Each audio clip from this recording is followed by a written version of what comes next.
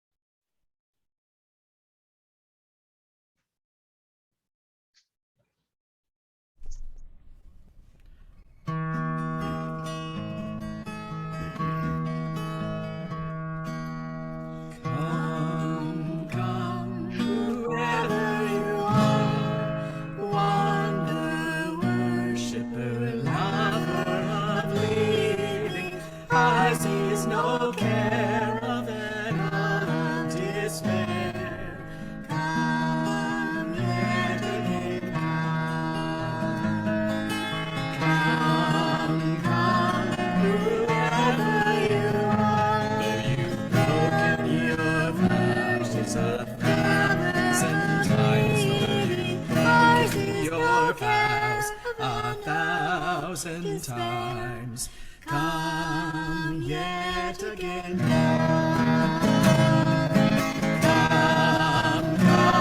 whoever you are, though you've broken your vows 1,000 times. You've broken your vows 1,000 times. Come yet again.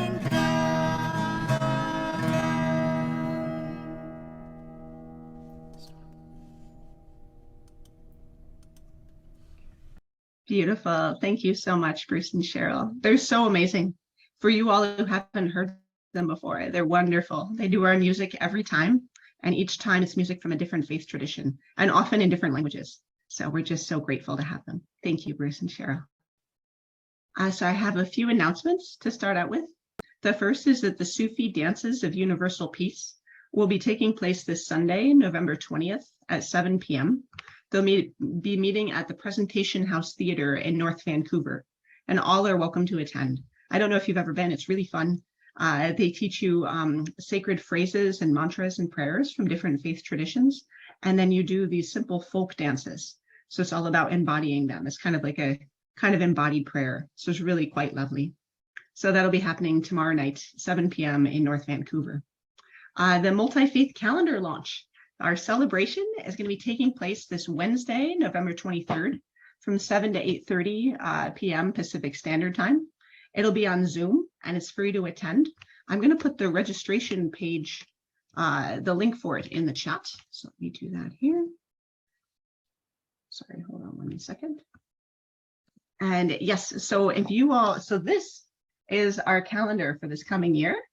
So it's so wonderful. This is our theme. So for 2023, our theme is building our future together. And I don't know if you all have received these before. So Connie and I are on the board of the Multi-Faith Action Society. So we've been working together for several years, put a lot of effort into this. We get artwork from, we get about, oh my goodness, like 1,200 submissions of artwork. These are some of the pictures. I don't know if you can see that we have in the calendar. And then in here, we have about 500 holy days that go through. So any imaginable holy day or special occasion from a different faith tradition is included in here. So you can search and see sort of, okay, on this day, I see there's this event and it tells me, oh, that's from this faith tradition. Let me learn a little bit about the event. So it's really quite wonderful just as a teaching tool as a learning tool. If you're trying to set up anything and you want to be more respectful and aware of what's going on with your neighbors, it's really so wonderful. So we'll be doing a launch of this and a big event with the artist who did this piece. Our cover piece will be speaking. I believe Connie will be speaking and some other friends. And we'll also be getting some film submissions of little films from different faith communities sharing about how they are building our future together. So it should be very inspiring. So if you'd like to sign up for that, it'll be Wednesday night. And you can go to that page I just put in the chat if you're interested. It should be a lot of fun. So thank you. And then also we have a visit coming up to a Gurdwara in Surrey for anyone who'd like to join. So if you remember back in April, we had Gurwinder Singh from the Sikh community. So he joined us. He was so lovely. He was teaching us about Vaisakhi. And he also then came to Canadian Memorial United Church and spoke there with his family and his daughters, did kirtan. It was such a beautiful presentation. And so now they've invited those of us from these different faith communities to come get a tour of their Gurdwara, have a langar lunch together, take part in a ceremony. It should be really fun. So that'll be next Saturday, so a week today, on November 26th from 12:30 to 3 p.m. And if you need a ride and you're interested, then let me know and we can try to carpool. And otherwise, just let me know. I have to tell him by Thursday how many people will come, just so he knows how many chairs and how much food to prepare. But yeah, let us know. And if you're further afield, Dan, if you want to make a trip, I'll try to get a carpool for you. Dan is coming to us from Indianapolis, so we'll try to find a partner to come with you. You might want to leave early though. So yes, so it'll be good. If you'd like to come to the Gurdwara, that'll be this coming Saturday. And then finally, Temple Shalom here in Vancouver is going to be hosting a group presentation by a group called The Other People. That'll be on Thursday, December 8th at 8 p.m. Pacific time. The people who are the other people are folks, 7 different individuals coming together to break down stereotypes. They belong to the Muslim, Sikh, Christian, Buddhist, Indigenous backgrounds. They're Black and Jewish, and they all work together to try to overcome racism, bigotry, and implicit bias. So if you want to hear about their presentation, it'll be at Temple Shalom that night, open to all, and that's going to be on Thursday, December 8th, 8 p.m. I don't think it's going to be online. I think it's just in person. But if you check out their website or write to me, I can get you more information. So I think that's what we have going on. Does anyone have any other events or anything they'd like to highlight at this time? I do. So I'd been looking for a service project for the sanctuary, and last weekend I went to one of the repair cafes in Vancouver. I don't think that is actually a good, that project is a good fit for our community, because it looks like they mostly, at least the one in Vancouver, mostly needs people who have expertise in repairing certain things. They don't have a lot of need for people kind of doing general helping out. It looked like most of the other people who were volunteering there were there for the entire period of time. So it's not somewhere, a place where we can, hop in and help out for a couple of hours. And then it also wasn't very child friendly. From talking to Dolores, it sounds like the one in Surrey is quite different, but where on each of those levels, but that's a little bit further away for us. So instead, I'm going to look into, or I stayed on their list, and they're going to contact me about volunteering opportunities at future repair cafes. Like this time, I was there. I helped out for about 3 hours, and I was kind of watching someone and then providing like looking stuff up online for them to help them, and I actually managed to fix one item too.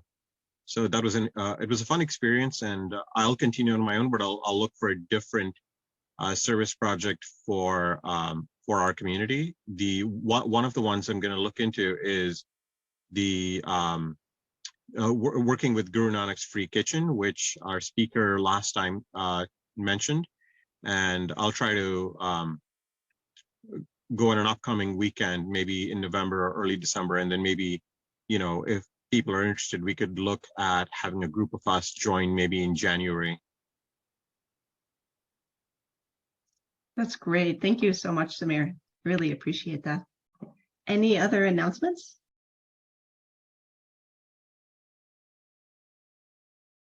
Okay, let's just come into silence. We'll get grounded as we start.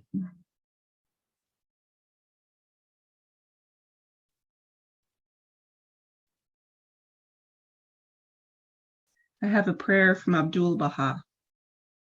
O divine providence, awaken us and make us conscious. Cause us to be detached from all else save thee, and captivate us by the love of thy beauty. Waft upon us the breath of the Holy Spirit, and suffer us to hearken to the call of the Abha kingdom. Bestow upon us heavenly power, and kindle the lamp of the Spirit within the innermost chamber of our hearts. Release us from every bond, and deliver us from every attachment, that we may cherish no desire except thy good pleasure. Seek not besides thy countenance, and tread no path other than thy path. Grant that we enable the heedless to become mindful, and the slumberers to awaken, that we may proffer the water of life to those who are sore athirst, and bring divine healing to those who are sick and ailing. Though we are lowly, abased, and poor, yet thou art our haven and our refuge, our supporter and our helper. Send down thine aid and such wise counsel that all may be astounded. O God, thou art verily the Almighty, the most powerful, the giver, the bestower, and the all-seeing.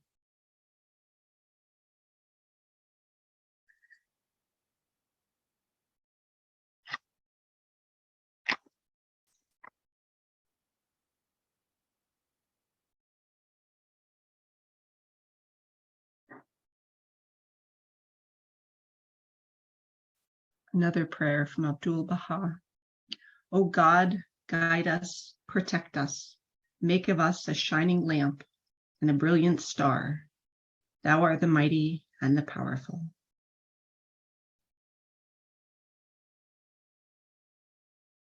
And now let's offer one another a sign of peace.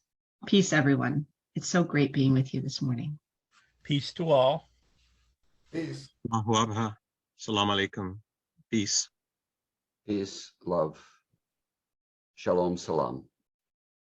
Allahu Akbar. Oh, peace to you. Comfort. Again.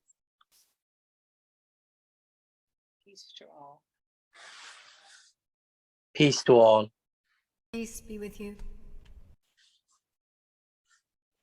Peace.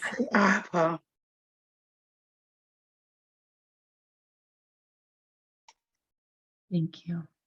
And when you're ready, let's sing.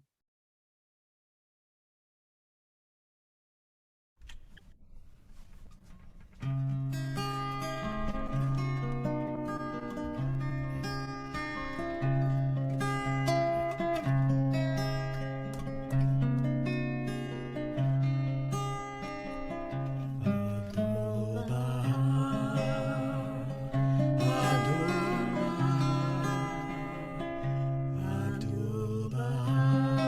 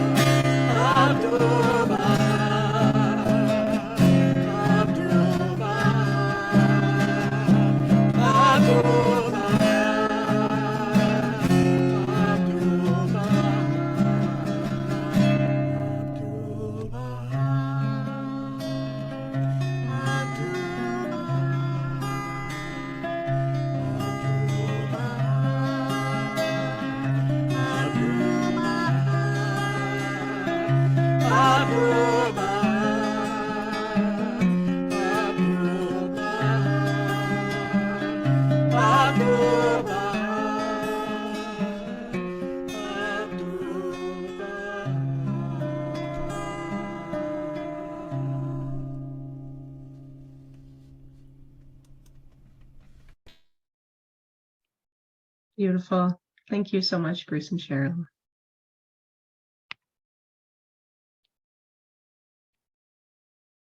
Now, if you'll join me in our joint affirmation, we come together in peace. We sing together in joy and with love. We worship together in one house, a house with names beyond number. Our paths are many, our beliefs are as leaves, and the tree that we cleave to is nourished by the light of compassion, justice, and mutual respect. May our lives, our beliefs, and our actions help to bring about the world of love we all seek, and let it begin here.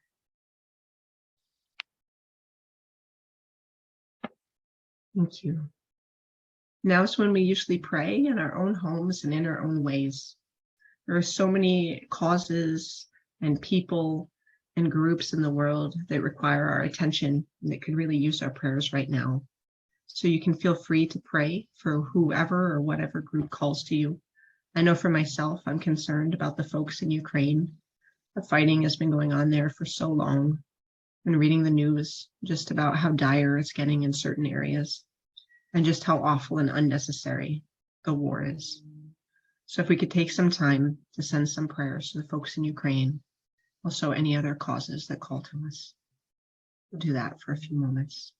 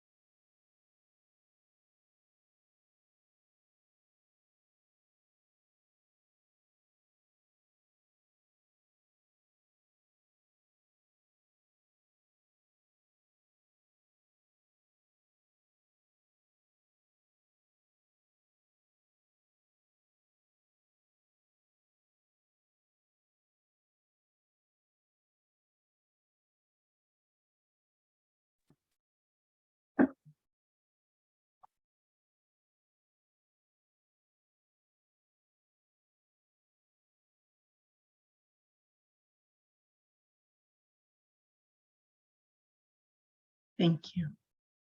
And when you're ready, Bruce and Cheryl have another song for us.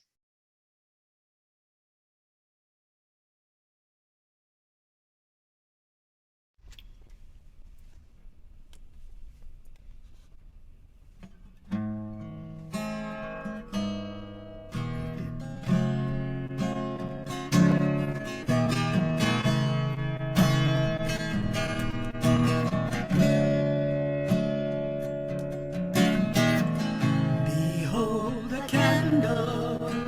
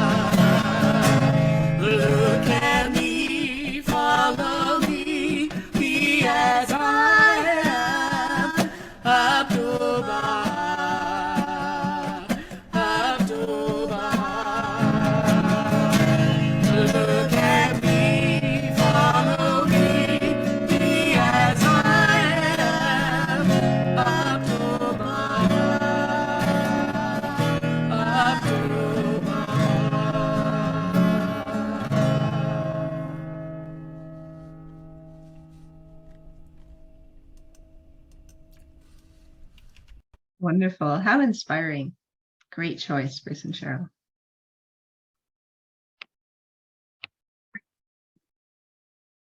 So now is when I usually say that if we met in person, I'd pass around a basket. In lieu of that, I'll put our donation page in the chat. Just grab that very quickly.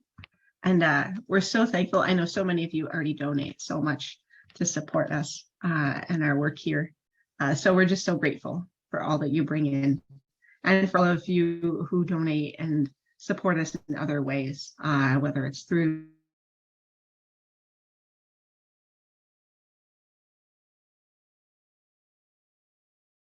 the music ministry, or so grateful. So thank you for that. And now Bruce and Cheryl have another song for us.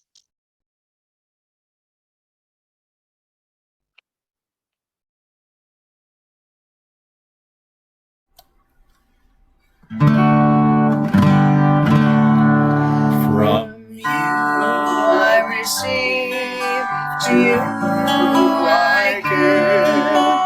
Together we share, and from this we live. From you I receive, to you I give. Together we share, and from this we live. From you I receive, to you I give. Together we share, and from this we live.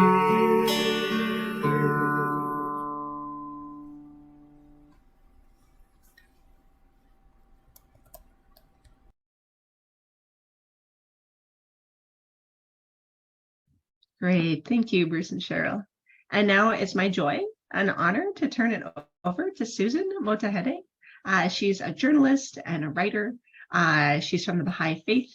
She's currently working, I believe, based on something I found online, she's currently working on a book with a friend about exploring unity and diversity. And she's here to talk to us today about Abdu'l-Baha and also his Ascension. So over to you, Susan. We're so grateful to have you here. Thank you.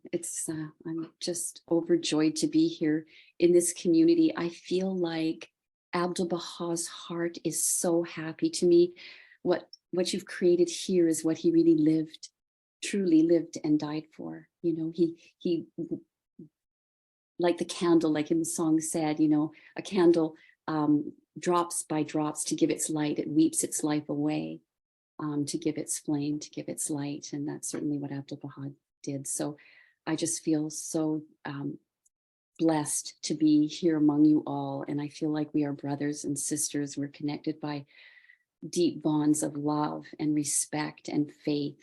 And I just have this great honor to really talk about the life and passing of Abdu'l-Baha. And really, I feel he was one of the world's greatest peacemakers. And I think in our world today, we are in desperate need of an example, a role model to look up to inspire, to guide us. And Abdu'l-Baha is that perfect exemplar. And, you know, I'm going to show a short video, but, you know, he was born in 1844 in Persia. He was the eldest son of Baha'u'llah, the prophet founder of the Baha'i Faith, and his chosen successor. And in Baha'u'llah's will and testament, he appointed Abdu'l-Baha to be the sole interpreter of his writings and the center of his covenant to whom all should turn after Baha'u'llah's passing. You know, the Baha'i Faith, the central teaching of Baha'u'llah is unity. And so essential was it that the faithful didn't break up into small groups, but that they remained united by having a center to turn to.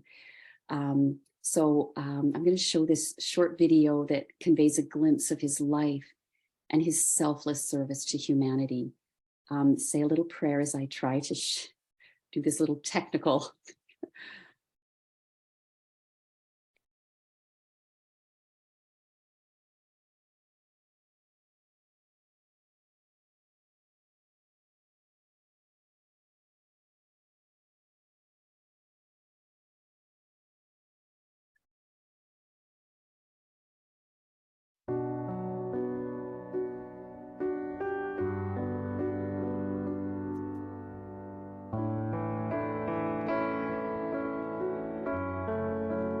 Abdu'l-Baha, Servant of Glory.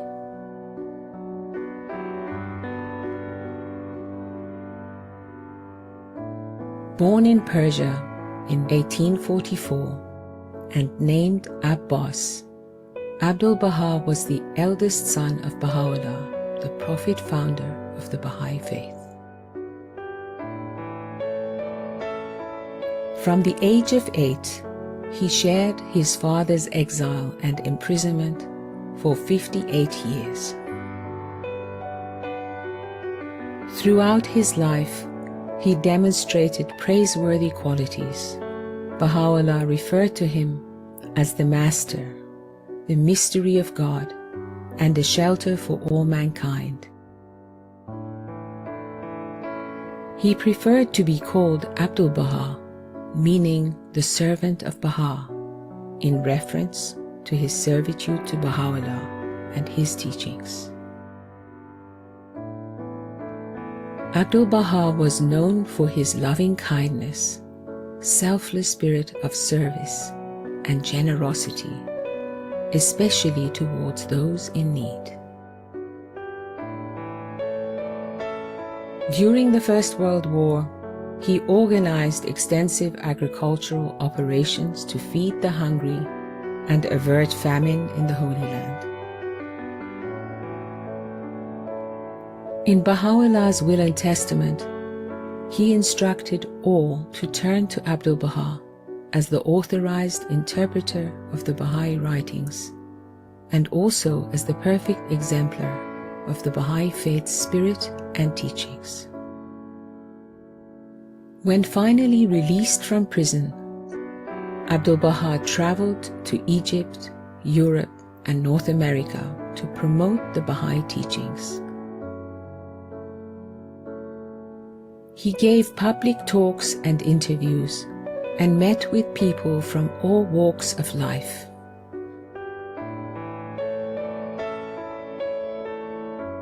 Abdu'l-Baha made an impression on all who met him by his dignity, friendliness, and his aura of spiritual authority. His blue-gray eyes radiated a luminosity of their own, and his hands were beautiful in their grace and healing magnetism. Wellesley Tudor Poe.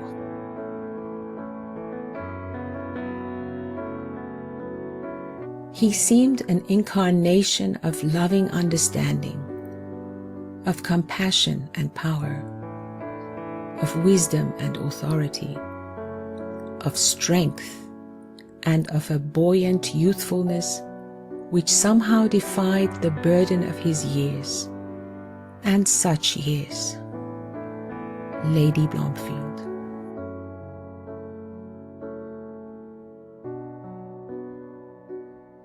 Abdu'l-Baha passed away in the Holy Land in 1921. He was 77. Thousands of people from various religions and backgrounds attended his funeral. He was eulogized as one who led humanity to the way of truth, as a pillar of peace and the embodiment of glory and greatness.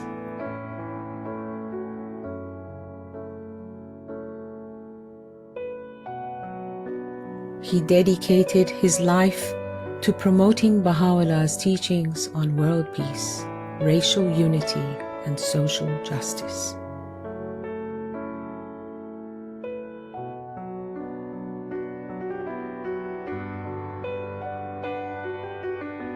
On the equality of women and men, Abdu'l-Baha said, "The world of humanity is possessed of two wings, the male and the female.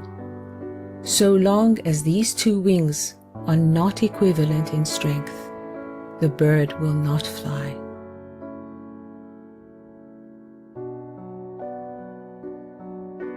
On the abolishment of prejudice, he counseled, "Love ye all religions and all races, with a love that is true and sincere, and show that love through deeds and not through the tongue. And on peace, Abdu'l-Baha said, when a thought of war comes, oppose it by a stronger thought of peace. A thought of hatred must be destroyed by a more powerful thought of love. When asked how he felt about being freed from prison, Abdu'l-Baha said, freedom is not a matter of place, it is a condition. Baha'is around the world reflect on the life of Abdu'l-Baha and try to follow his example.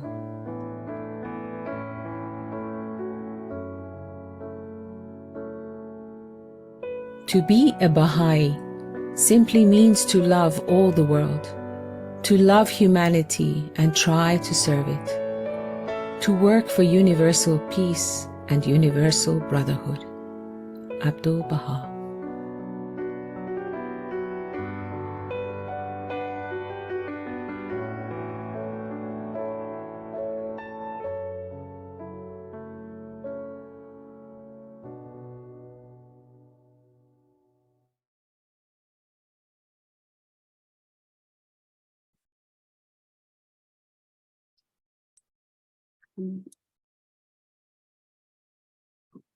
I am so touched being here among you and the songs that you sang about Abdu'l-Baha.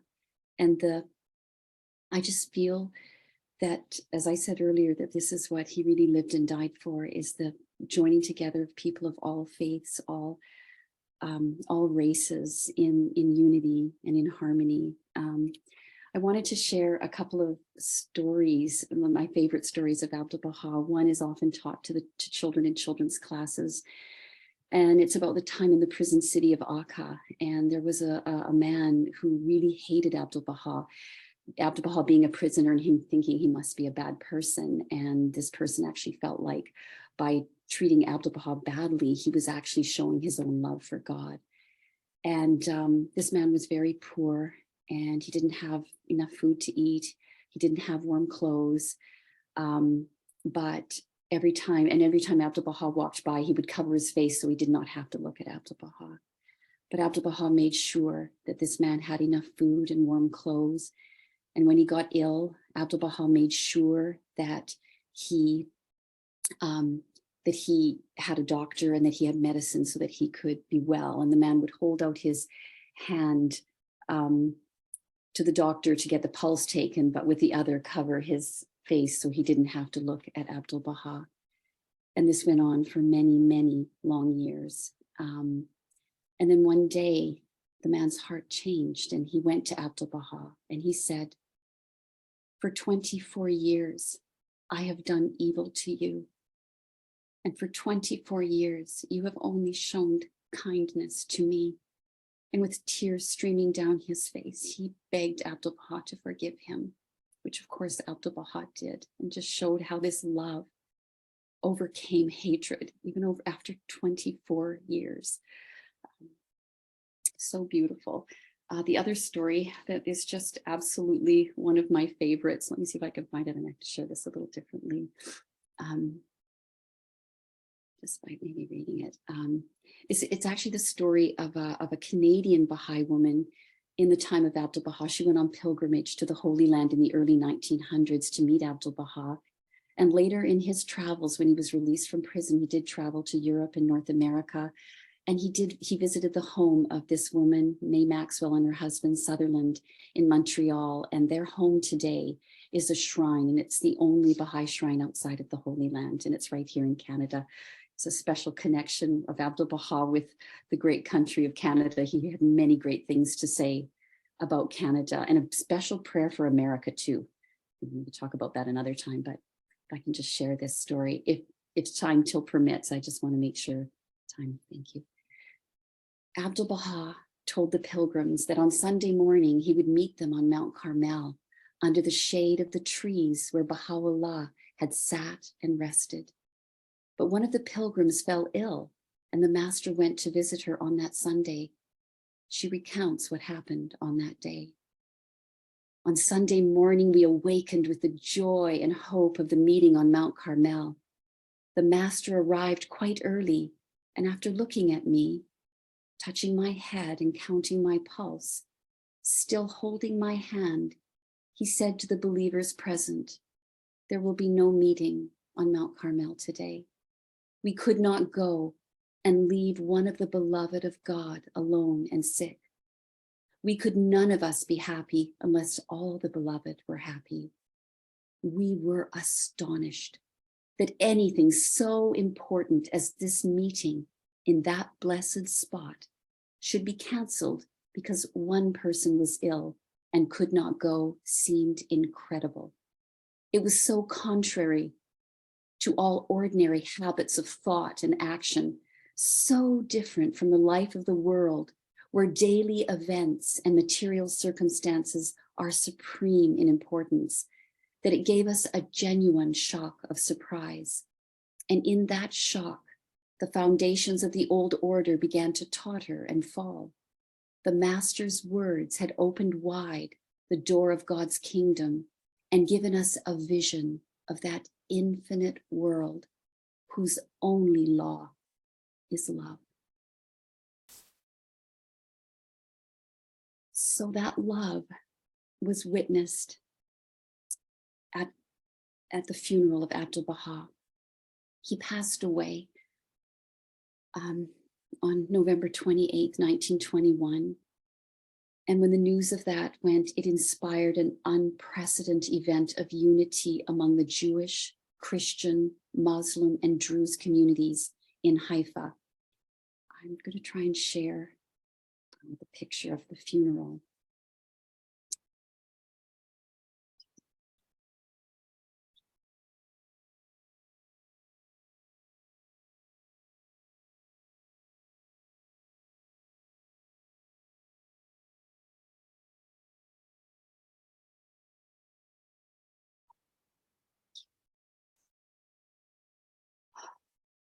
So you can see there were about 10,000 people from all backgrounds and all walks of life that attended his funeral.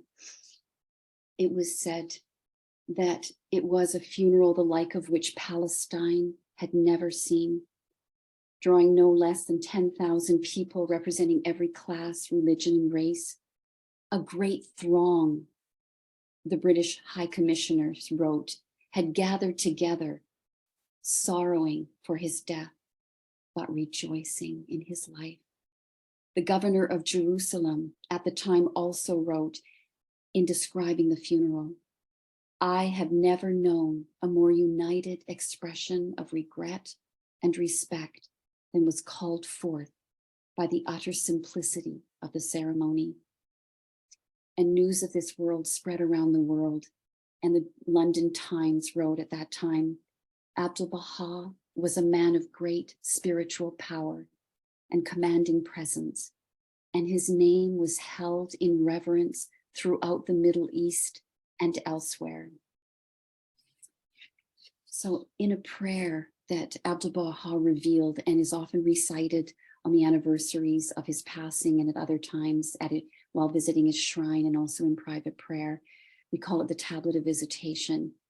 And he said, he asked God in that prayer to give him to drink, or to give me to drink from the chalice of selflessness. With its robe clothe me, and in its ocean immerse me. Make me as dust in the pathway of thy loved ones, and grant that I may offer up my soul for the earth ennobled by the footsteps of thy chosen ones in thy path. And that is exactly what he did. And that is what we strive to do every day in our lives, is to follow his example. And so there's a beautiful song I was going to share, but I know that I think Cheryl and Bruce also share a song. So perhaps I can close now and thank you for this beautiful opportunity to share with you about the beloved master, as he was called, the mystery of God, Abdu'l-Baha. Thank you, friends. That was so beautiful. Thank you so much, Susan. was wonderful, very inspiring. I think Bruce and Cheryl have one more song for us, and then I'll close out with a prayer. And then Susan, are you able to stay a little bit after if folks have questions? Oh, absolutely. I would be happy to. Thank you. Okay, great. Thank you so much. When you're ready, Bruce and Cheryl.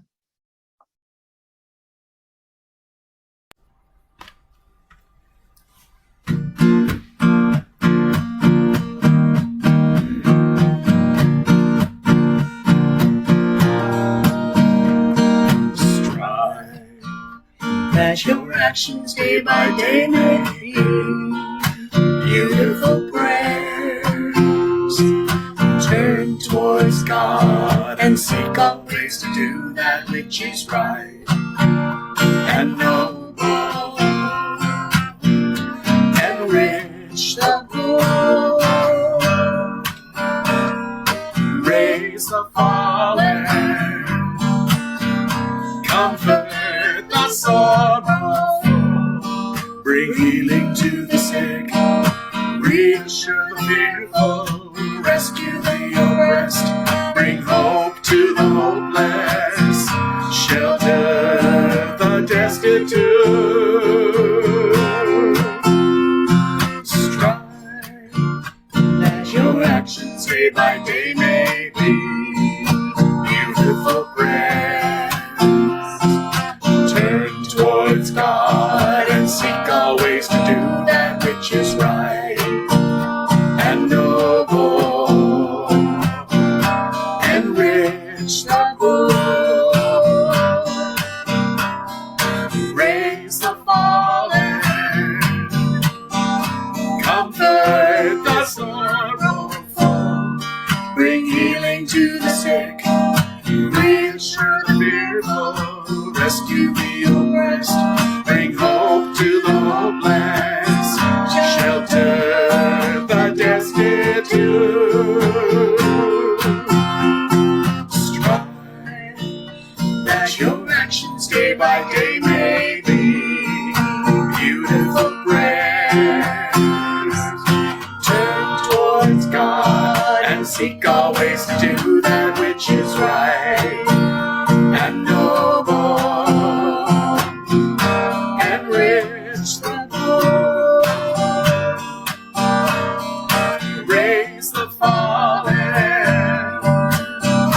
comfort the sorrowful, bring healing to the sick, reassure the fearful, rescue the oppressed, bring hope to the hopeless, shelter the destitute.